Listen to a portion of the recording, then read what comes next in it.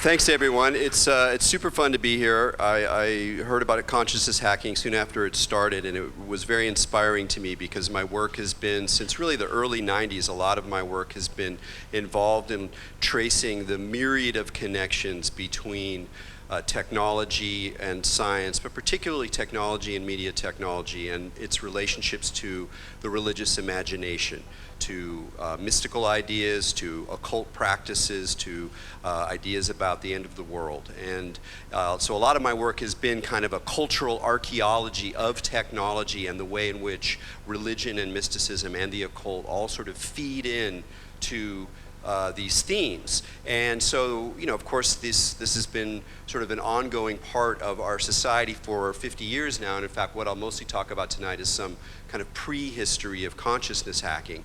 But I sort of was part of the VR scene in the 90s and kind of very interested in the points where the consciousness revolution and the technology industry and creativity overlapped. And so I was very excited about consciousness hacking because it added a kind of gritty, a sort of greasy kid stuff, hands-on DIY energy to the question of what do we do with states of consciousness? What do we do with our capacities? What do we do with our human potential, to use a classic term? And rather than, you know, we can explore on the yoga mat, we can explore on the meditation pillow, but we can also explore with like all of these crazy projects that we've already heard about, as well as the myriad of things that I've been exposed to through consciousness hacking. So I'm very happy, I feel at home kind of cognitively here, even though I'm not a technologist, but more of a historian. So as Mikey mentioned, I just got my PhD, and I like to say I got my PhD in high weirdness, because that's the title of my dissertation. So somehow they let me get away with writing about drugs and pathological experiences in the 1970s.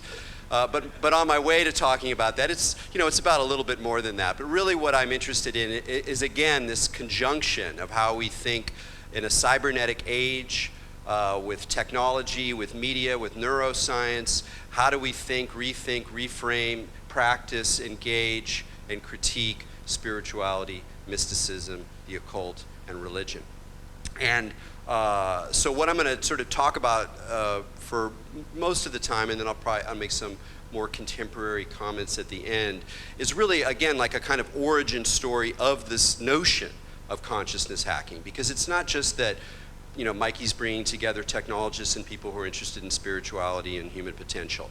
It's that there's a certain way, an attitude, a style of approaching these things. And it invites many different approaches, some hardcore reductionists, let's see what we can do in order to tweak our nervous system in particular ways on one side, all the way over to like far out visions of alternate realities and the total transformation of human being into some kind of different sort of entity, different way of being, and all these sort of stages in between. But there's a certain DIY quality that I think is really key and very specific to our culture, our time, and even our place in terms of the Bay Area and California.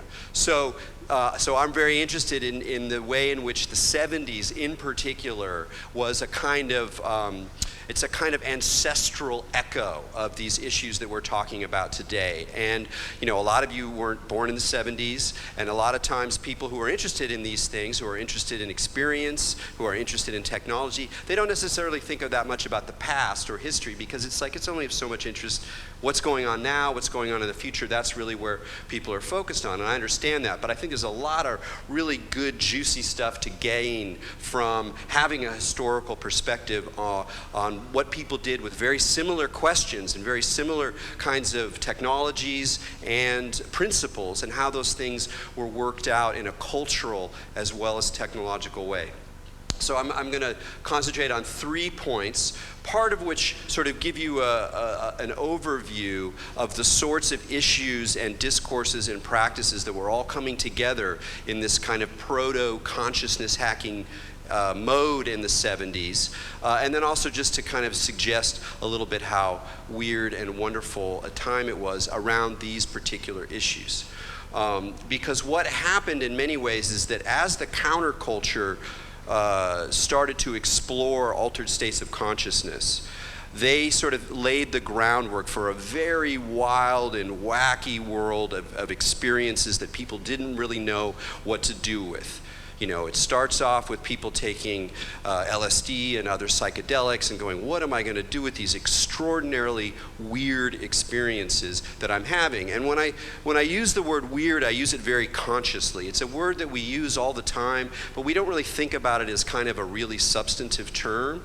But it's a wonderful way to describe those parts of experience and reality that one can encounter in exploring consciousness-changing practices, where you're not really sure, you don't want to make any claims for it. You don't want to say there's necessarily a disembodied beings or alternate planes of existence or the capacity to anticipate the future through your dreams. Like, you're kind of wary about that because you have enough scientific and technologically informed critical thinking in your mind to be wary of some of those experiences, and yet it sort of seems like things like that can happen to people.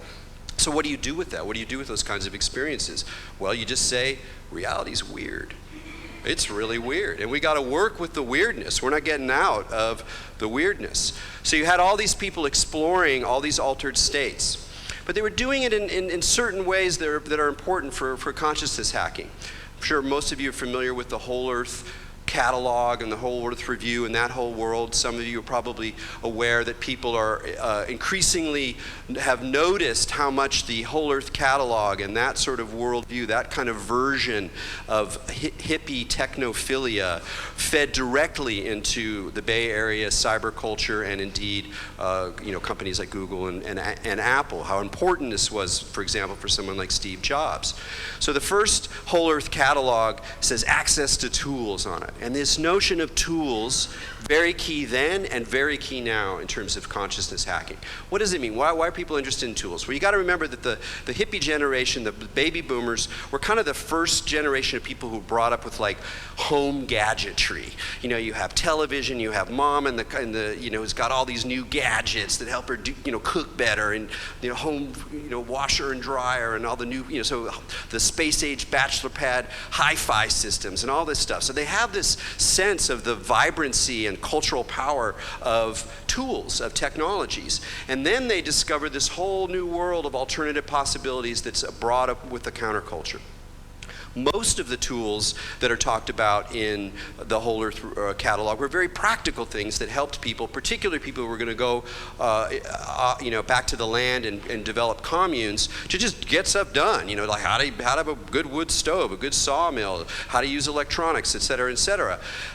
They were very interested in media, very interested in computers, very interested in the emerging cybernetic models. So in a way, it's a different kind of picture than the kind of anti-science, anti-technology, like hippie, like we're going to go back to the, we're not going to think about this, that sort of Dionysian embrace of irrationalism that was really part of the counterculture. But there's this other vein where people are very interested in tools. But some of the tools that they mention in the Whole Earth catalog, so it's mostly very practical, but there are also things like yoga and tantra and the I Ching and things that are like more on the sort of spiritual religious side of things. And this is a really important thing, is that a lot of the spirituality that emerges in the counterculture, which in many ways we are inheriting with our yoga, with our mindfulness meditation in corporate boardrooms, with the ayahuasca resurgence, all of this stuff, we're still kind of working this countercultural matrix, albeit, changed many times over. And one of the key things is they approached it in many ways on the level of tools. Like, nobody knew what it meant, but I knew that I can use a deck of cards to kind of create some sort of weird meaning event, or I can take this pill or this mushroom and have an extraordinary experience. And if I combine that extraordinary experience with a hall where people are running a light show and turning up distorted music very loud, or if it's an acid test, handing out the microphones to everybody and running them through reel-to-reels and projecting films all over on all the walls so they're superimposed, well, then I can get some really good mojo rolling. So already we see, already we see this kind of conjunction of media gear, human consciousness and its infinite potential, and the idea that practices and techniques whether meditation practices or physical media like a tarot deck or an I Ching book with coins, that all of these things can be used to sort of probe or test or experiment with human consciousness. And that, you know, people wind up, maybe they get beliefs about it, they enter cults, they enter sects, they you know, change their minds, whatever. That stuff happens too. But what's really important here and now is this vein, this experimental vein, where we don't know what it means, but we do know that something is opened up, that something changes, and that these things can be incredibly powerful and dangerous in a lot of ways that we could talk about. So this sort of notion of tools is really key. But what do we do with all these weird states of consciousness that people start to be doing? Well, one of the key moments in this emerging culture of consciousness hacking is this book, Altered States of Consciousness, published in 1969, edited by Charles Tart, who was a psychologist at UC Davis. And it's fascinating to look at this stuff from the perspective of consciousness hacking, because they're already drawing together the same kinds of discourses. They're looking at psychology as an experimental science, something that we can take seriously in a laboratory, and we're looking at questions of the brain, neurology, how does the brain work, how do we produce, how does the phenomenology of our experience relate to knowledge of neuroscience. And they're looking at altered states, at yoga, at meditation, what is samadhi, what is hypnotism, and then of course the immense question of drugs. And the whole notion of altered states of consciousness is now just kind of a term that we'll just throw out. But it was invented, it was constructed at this time. And it really actually kind of says some very interesting things about it. I mean, it contains within it some interesting markers of what we're doing. One is the word altered. Now, some people might say, hey, it's not really altered, it's just different, right? I mean, it's like, it kind of implies that there's like a normal state of consciousness, and then there are these sort of mutations that we can force on it, when actually many of these states are just as natural as anything else, particularly dream states, which is one of the important altered states that we all have, and we should all be paying a lot of it, a lot of attention to. But the thing that's good about the term altered, it has that word alter. It has that word, it comes from alterity. It means other. There's something other about these states. There's some way in which they limit our confident sense of knowing our minds and knowing our worlds. There's some invitation to otherness. And indeed, I think one of the reasons that we are drawn to altered states, and one of the reasons that they can serve such a great, that there can be such a boon for us intellectually and spiritually and psychologically, is precisely because they other ourselves. That we have to face something we're not really entirely aware of. But these guys who are doing it in the context of Tart and these experimental psychologists, they're interested in religion, but they have no interest in going there. They want to stay within a generally scientific frame, and that's what makes them so interesting for consciousness hacking, is really how do we start to think about the relationship between science and scientific method and technological method and the kind of experiences that then become parts of religion or claims about religion. How do we distinguish between spiritual experiences that maybe don't make any claims about the nature of reality, and then the kind of claims that people make ultimately? So you do meditation long enough, and then at some point you have a transformative experience, and then you say, yes, I see, there is no self, suffering is everything, and only compassion is the answer. It's like, great, okay, you're running the Buddhist program, but was that there from the get-go when you first sat down on the pillow? Was that something that kind of happened as you related with the cultural framework in which you were exploring these states of mind? I'll come back to this point at the end. So we have this kind of very rich mixture, and Tart had a couple of things to say that were very, I think, interesting. One of them is that he was interested in what he called state-specific sciences. And this was the notion that or state-specific knowledge is another term, is that inside of altered states, there are other capacities for knowledge and investigation which do not translate back into the ordinary mind state. And he held out the possibility, which liberally minded people might say it works, and more conservative critical people would say he never managed to do. But he held out the possibility that even something like science can be done with these other zones and their own capacities, their own kinds of memory, their own kinds of powers, including things that begin to veer into the zone of parapsychology, which I'm not particularly interested in talking about right now, but it has to do with those latent powers, things that people have recognized within some of these mind states for a very, very long time. I mean, if you go back and read the record of hypnotism experiments in the 19th century, it's extraordinary the creativity that people come up with, even if you want to have a very reductive view of what's happening with people's minds when they go into hypnotic states. It's extraordinary the kind of creativity and vision that can come out of people in these zones.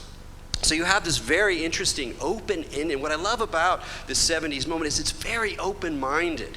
People are using their critical thinking, they're aware of scientific method, they're aware of the limitations of scientific method when you start dealing with altered states, and yet they're refusing to go in the direction of a religious idea or a too simple notion of what's going on. And that kind of fervent openness is really part of this current that we're still playing with, we're still exploring, we're still experimenting with. As an example of just kind of how weird things got, in the early 1970s, this is just sort of a slice of time, you have, I'm sure a lot of you are familiar with Stanford Research Institute, which at that point had split off from the university, was operating as an independent research institute. So, of course, they were very instrumental in the development of the internet. The first message of the internet was sent in 1969 from UCLA to SRI. The message was low, log out, but it's a message nonetheless. So there you have this sort of very interesting structure that's happening already. We got the internet. This is the first node of the internet at SRI. Attached to that, some of that technology work was Douglas Engelbart, some of you are familiar with. He was an incredible visionary who invented the mouse. He invented the idea of a graphical user interface. There's a famous, wonderful demo that he did in San Francisco of these devices that's really one of the most historic videos in terms of the history of computing that you can watch. Douglas Engelbart, on the other hand, was also he became very interested as he was exploring all of the new possibilities of digital technology, of computer conferencing, et cetera, et cetera. He was very interested in, well, EST.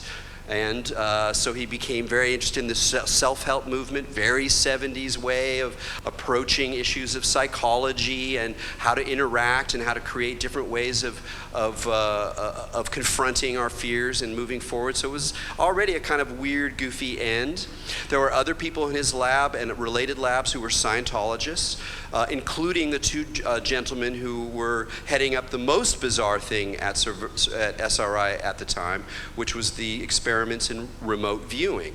This is the military-funded research into the capacity of certain extraordinary individuals to actually be able to read a location, psychically, telepathically.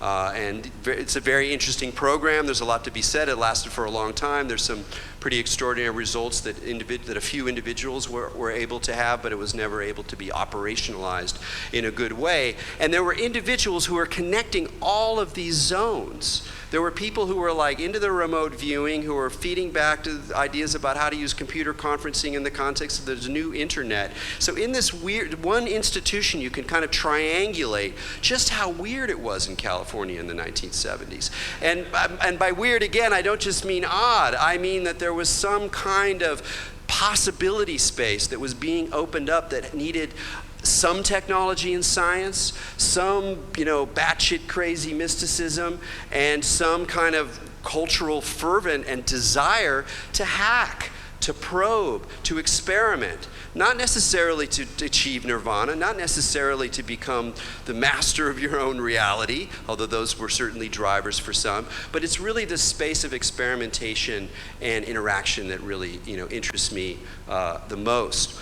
And the other thing to remember is that at this time was that this was part of popular culture, and it was part of popular culture that it both is and isn't now. And I think that that's one of the things that consciousness hacking as a meme can really do now is that there's, as I said, there's a lot of these forms of alternative spirituality that are part of our contemporary world. Again, yoga, mindfulness, ayahuasca, other sorts of holistic practices and healing practices.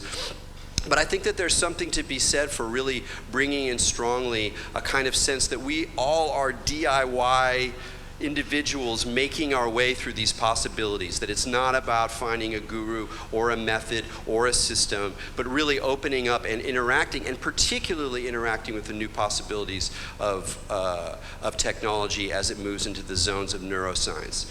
One of the other important elements of Charles Tart's view, and in that whole sort of early moment of consciousness hacking in the early 70s, is the emergence of biofeedback. And I think biofeedback is one of the most important sort of elements of this mind frame, because it leads to something that I think is very profound, that we all have to remember as we go and explore these zones. So biofeedback, holds out the quite obvious and true possibility of ourselves to develop the ability to control physiological and behavioral elements that initially we have absolutely no idea that they even exist. So it's a remarkable capacity that you create some kind of technological environment that is feeding me information about my own behavior, and I'm able to exploit that feedback loop. One of the fundamental elements of cybernetic reality is this feedback loop, that I can exploit this feedback loop in order to modify my own consciousness, to be able to control, let's say, my own brainwave state, or to, whatever. We can gain control over sphincters inside of our bodies that we don't even know we have. Yogis have been doing this for thousands of years. So what does that mean? It means that we are not set in stone. We are plastic. The notion of neuroplasticity lies at the heart of these explorations. But it doesn't just mean we can do whatever we want. It means that the ideas and the artifacts and technologies that we produce and make in order to facilitate our exploration, all of those things have a say in what our experiences are. There's not a simple black and white divide between the experimenter over here and the thing that's being experimented with, because the experimenter is experimenting on herself. Consciousness hacking is not like hacking machines, because you're hacking, the one who is hacking the one who is hacking. And it sounds sort of like a solipsistic little paradox, but it's incredibly important. And it's incredibly important because this recursivity, this feedback loop, the way in which we're looking at artifacts that themselves will then change who we are, the way that biofeedback operates, the fact that that loop is there means that we have to take responsibility and become aware of much more than we might think initially. We might go, oh, this gizmo, it's really good at, at feeding back information about what brain state I'm in so I can modulate my brain state. But the way in which I receive this package, the way in which I interact with it, what its name is, why I'm doing it, who I'm doing it with, where did I buy it, what's going on with it, all of those things have an impact on what the experience is. Because once we are practicing on ourselves, once we're feedbacking ourselves through these different techniques and tools, then the shapes and stories around those techniques and tools have a direct impact.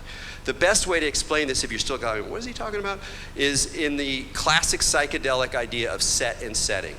The idea is that you cannot explain or account for a psychedelic trip simply by talking about a molecule impacting a human nervous system. You have to take into account set, which means the mindset, the expectations, the linguistic structures, the behavioral patterns of the individual, and the setting, the environment. Where does it happen?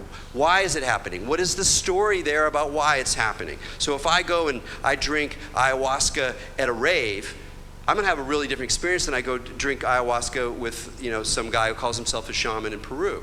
I'm gonna have a different experience, partly because the environment and the sets of expectations are directly feeding it back. So, but this is very weird, and this is what I'll leave you with, because in a way this is not really science anymore. Because if you say that one of the key elements of scientific method is the ability to have an objective observer create a body of information that can be replicated in a way that we can feel solid about, then there's some fundamental problem with any kind of approach, however empirical, however critically minded, where the very person who is enacting the experiment is himself the object, or herself the object of the experiment. So is that science? Yes, or it can be, and no. And it's both. It's yes and no. And that's one of the most interesting things about this zone that we're exploring, is that you bring all the science you want, you bring all the technology you want, but once you start looping in personal experience, once you have to become an inner empiricist, then the rules shift. Things become a little bit loopier. It's harder to pin down what is most regular with these action potentials as they manifest within a human psychology. So what does that mean? It means we have to get much better at talking about, at describing and tuning into phenomenology. That means getting very specific at being able to describe, articulate, draw, express, whatever medium we choose, our extraordinary experiences. Doesn't mean turning them into a belief system. Doesn't mean like going, oh, okay, this means I have to do this, or I'm this kind of person. Nothing like that. What does it actually mean when you have that totally awesome yoga session where like everything is lined up in your breath and everything is zoned in? Like, what does it mean to really be able to characterize that? Because as we get better at describing our inner experiences, we develop the kinds of languages and interpersonal relationships, disciplines, groups, collectives, collaborative forms that are able to begin to play with this problem of how do we start to find regular patterns in experiences that are so ineffable and so personal. And it's science and it's not science, but it really, really, has to be done. So that's one side of it.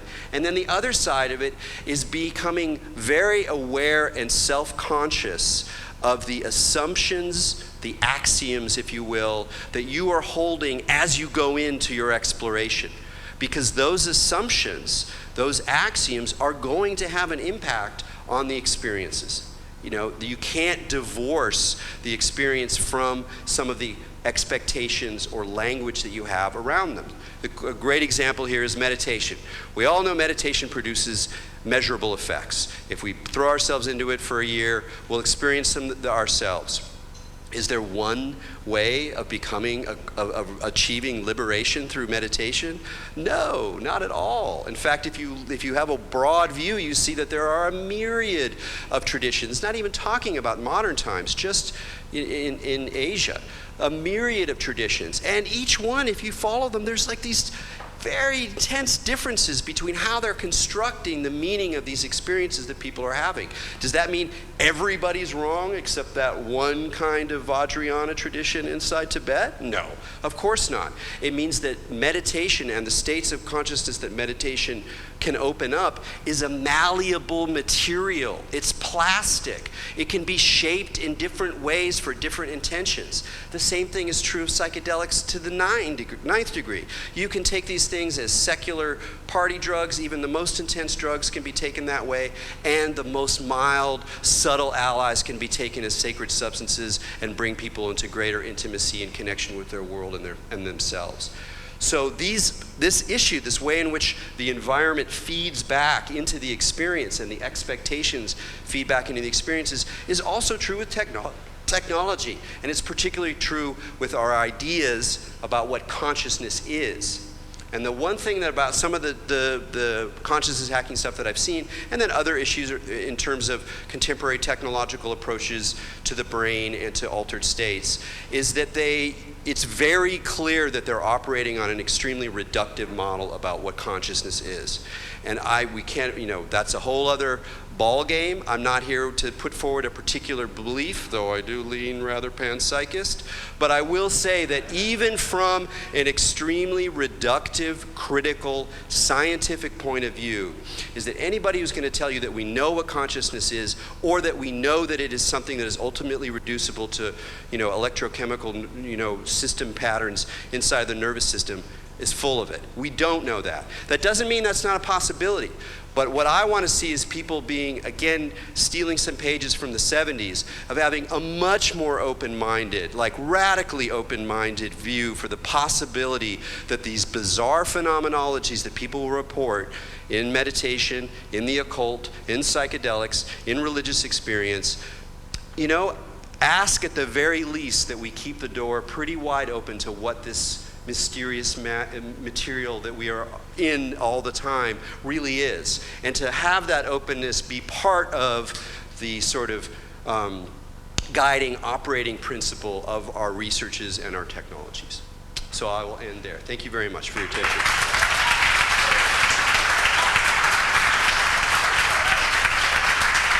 You want to do that, or? Oh, hello. Wow, Erik, that was awesome. Thank you, and covered so many points that I consider really important for this space. No, it was good. It was like a rocket ship to Erik's brain.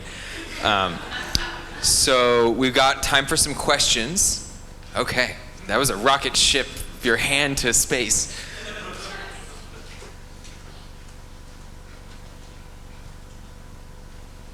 Hi, I loved the talk. Thank you so much for being here. My most pressing question, I think, I've been thinking a lot about this problem of that it's not science because it's internal experience. And I've been going through all these different systems of trying to figure out how to write it down. As a result of that, like, how do I track this experience?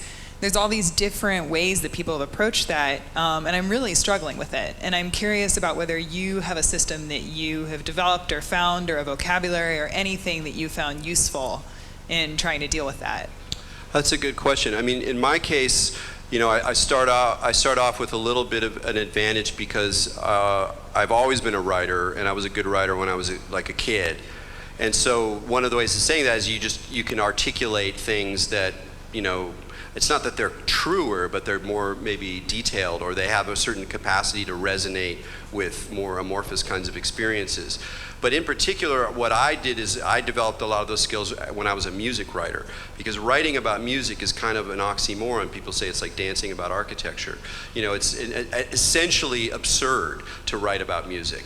Not lyrics, but just the way the music sounds. And yet here I was, forced to sort of do that. And I realized that in developing the ability to describe and articulate music, I was actually developing the ability to describe and articulate what I'll call extraordinary experience, a surprising experience.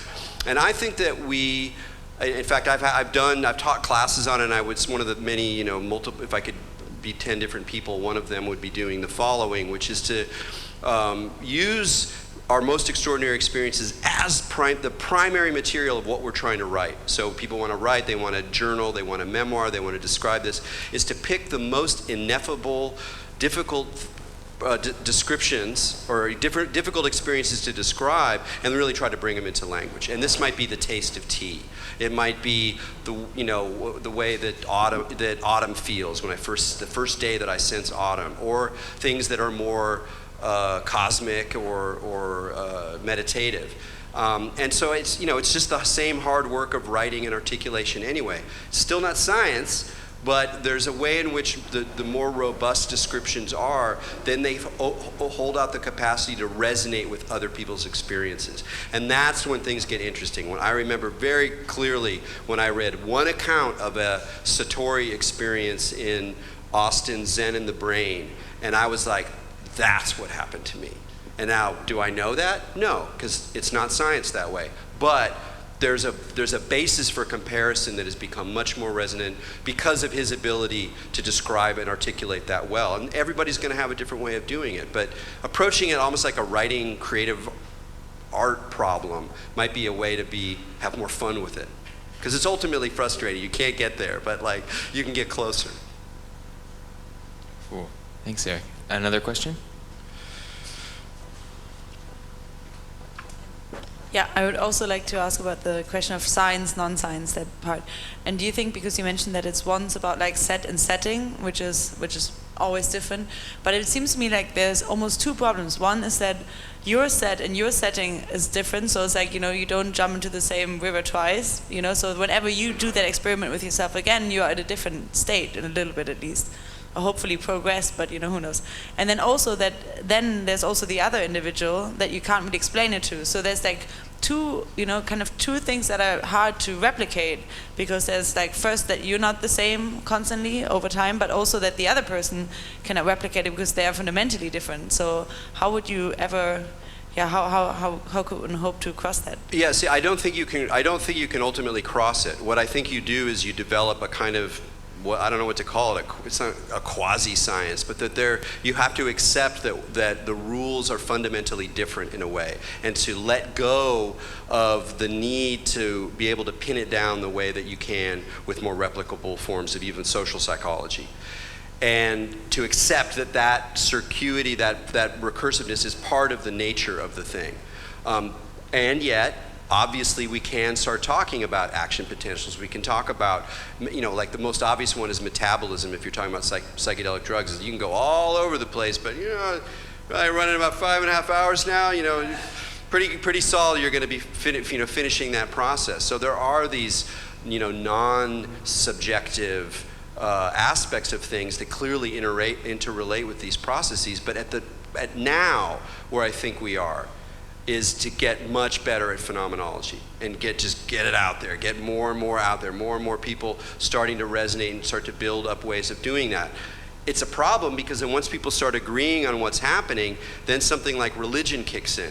So like we all gather together and we all believe that 5-MeO-DMT is the route to the highest heaven, and then new people come in and you go, hey, you got to check this out, you're going to experience God. And you're like, okay, like, whoa, and maybe you experience God. So as soon as you start to get consistency about what the meaning of things are, then it becomes part of the loop. So it's a sticky problem.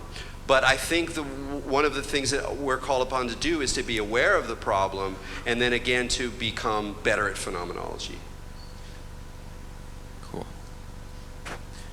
You implied earlier in terms of feedback that anything you can visualize, you can sort of close the loop and you can train yourself to produce those things. Not anything, but some things. Well, most things. Yeah. Do you believe that that's cross-person? That is to say, if I can look at a feedback loop and make X happen, is that the same? Can I communicate that to someone else? Well, one of the coolest, I remember when we hung out with Mikey once, we were talking about this problem, and I'm not sure if that can happen directly in the way you're talking about, but you can certainly have things, for example, where you have a room full of people who are, whatever, they're all hooked up with good EEGs and they're looking at a single object. And as they become in consonance, like as they become entrained with one another, the visual object becomes a mandala and it's glowing orange as opposed to being blue and kind of jagged. So I can imagine collective feedback environments where people are able to come into resonance on a literal electromagnetic level as well as a kind of more cultural level. I love. It's like one of my favorite things about this work is that kind of capacity. I don't know if it can happen more directly in the way you're describing, but who knows? Yeah.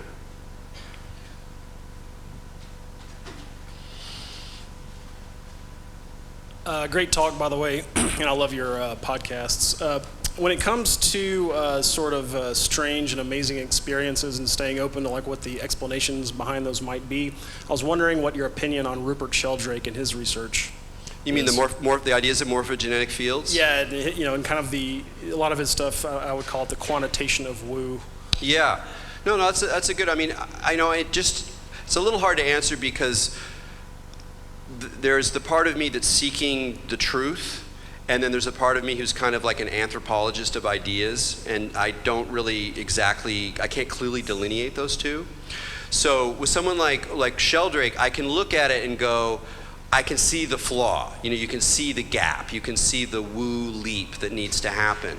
But then I go, okay, well, let's just go with that for now and then see how robust and helpful the model is. It is pretty robust and helpful. It's pretty interesting. And I really like the way that it's not just a single concept. He enfolds it in the notion of an animate, intelligent nature in a way that I find very productive and inspiring. Does it work with hardheads? No.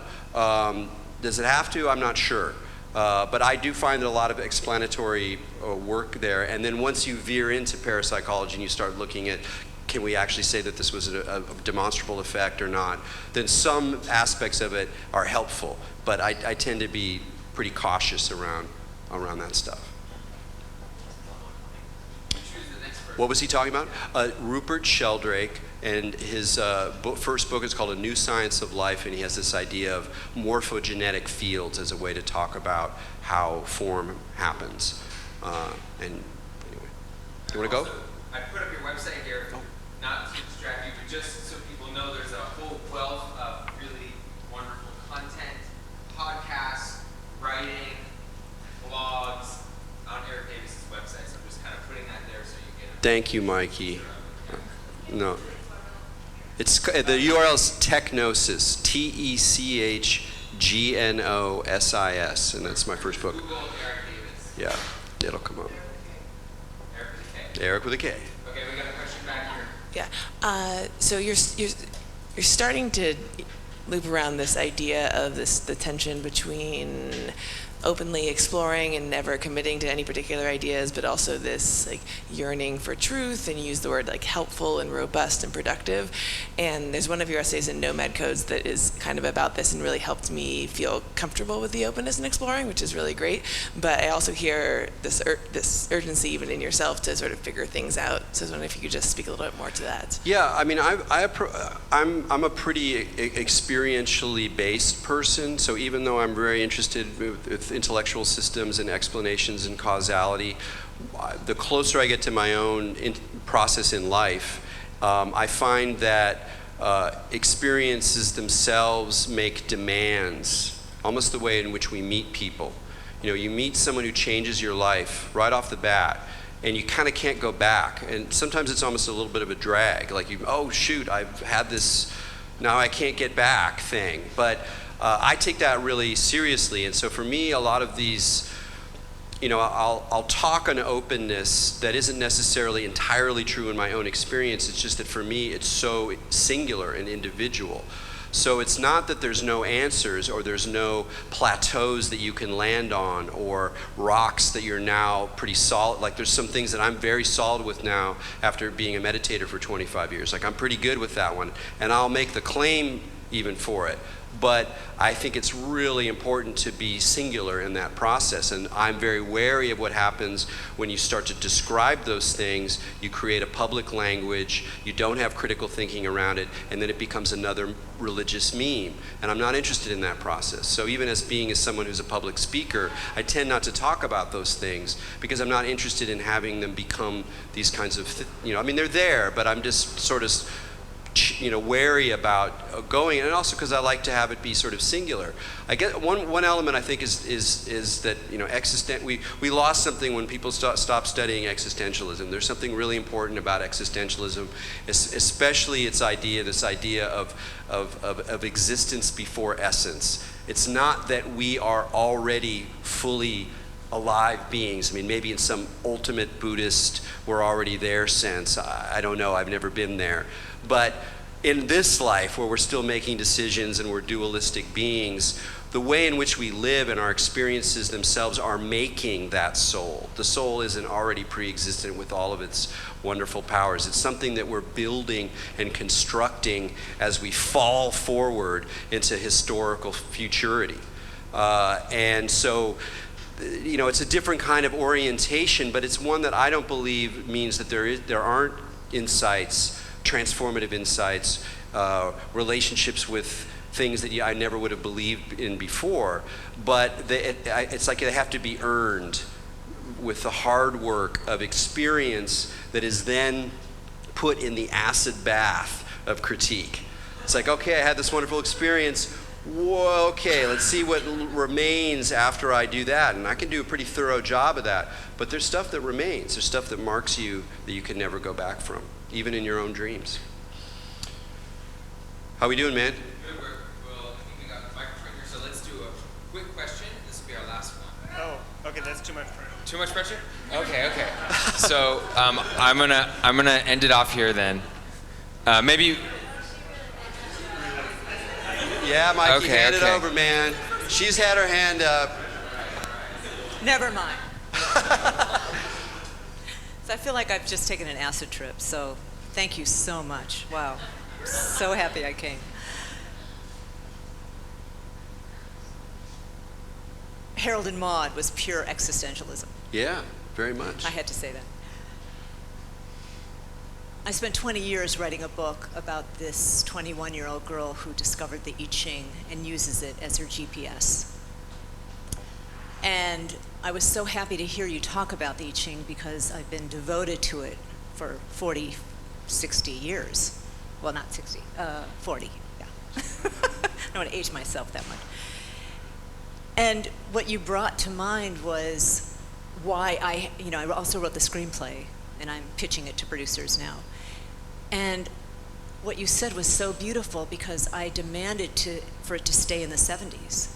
And it is because of that open-mindedness and that simplicity and that, wonder and discovery time.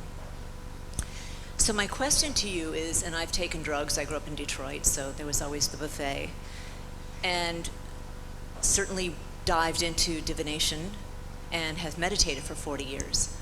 What I'd love to hear from you is the differentiation. The what? The differentiation, the difference between those three for you.